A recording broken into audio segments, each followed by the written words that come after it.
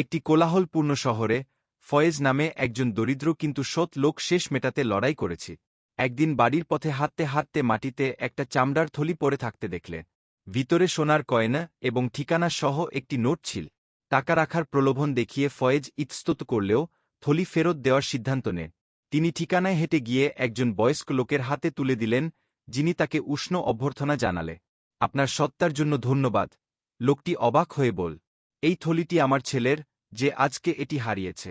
আপনি এটি রাখতে পারতেন, কিন্তু আপনি সঠিক জিনিসটি বেছে নিয়েছেন। বৃদ্ধ লোকটি ফয়েজকে একটি পুরস্কার প্রস্তাব করেছিলেন, কিন্তু তিনি বিনয়ের সাথে প্রত্যাখ্যান করেছিলেন। সত্তা তার নিজের পুরস্কার, ফয়েজ বলল এবং চলে গেল। পরের দিন বৃদ্ধ লোকটি ফয়েজের ছোট বাড়িতে যান। আপনার উদারতা স্বীকৃতি পাওয়ার যোগ্য, তিনি বলেছিলেন। তিনি ফয়েজকে তার ব্যবসা পরিচালনার জন্য একটি চাকরির প্রস্তাব দেন, যা ফয়েজের জীবনকে চিরতরে বদলে দেয়।